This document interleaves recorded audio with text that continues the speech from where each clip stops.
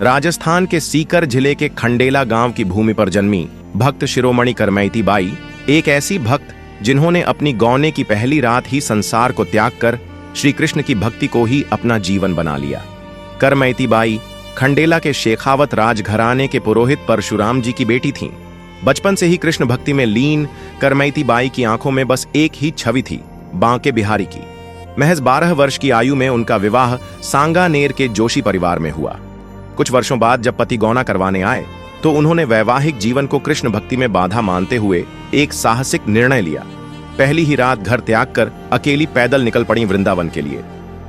18 दिनों की भूख प्यास, पैरों के छालों और शरीर की थकावट के बावजूद उनके अटल प्रेम ने उन्हें रुकने नहीं दिया।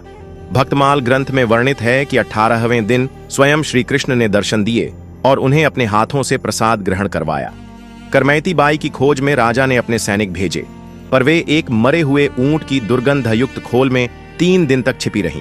ऐसी भक्ति जिसमें शरीर की सुध नहीं, केवल प्रेम की सुगंध थी। जब सैनिक लौट गए तो उन्होंने एक साधु संतों की टोली को कीर्तन करते देखा और उन्हीं के संग वृंदावन पहुंच गईं। ब्रह्मकुंड में स्नान कर पुराने वस्त्र फाड़ फेंके और दिगंबर वेश में श्री कृष्ण के प्रेम में लीन हो गईं। जब पिताजी परशुराम जी को यह झांत हुआ तो वे दौड़े दौड़े वृंदावन पहुंचे। ब्रह्मकुंड पर ध्यान मग्न बेटी को देख उनके हृदय में भी भक्ति का ज्वार उमड़ पड़ा।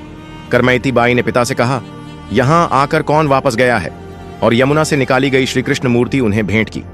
उस मूर्ति को खंडेला में स्थापित कर परशुराम जी भी कृष्ण भक्ति में लीन हो गए। जब राजा को इसका पता चला तो वे स्वयं वृंदावन पहुंचे। वहां यमुना तट पर श्री कृष्ण वियोग में रोती करमैती बाई को देखकर उनका भी हृदय पिघल गया। उन्होंने वहीं ब्रह्मकुंड के पास एक कुटिया बनवाकर उन्हें भक्ति साधना के लिए समर्पित कर दिया। आज भी खंडेला के बिहारी जी मंदिर में करमैती बाई द्वारा दी गई वही मूर्ति विराजमान है और वृंदावन में रंगजी मंदिर के पास स्थित ब्रह्मकुंड करमैती बाई की अमर भक्ति का प्रतीक है। वहां स्थापित उनकी मूर्ति देख मन भाव विभोर हो उठता है। दोस्तों, अगर करमैती बाई की श्री कृष्ण भक्ति ने आपके हृदय को स्पर्श किया हो, अगर आपको ये कहानी पसंद आई हो तो एक लाइक जरूर कर देना और हमारे चैनल को सब्सक्राइब करना मत भूलना।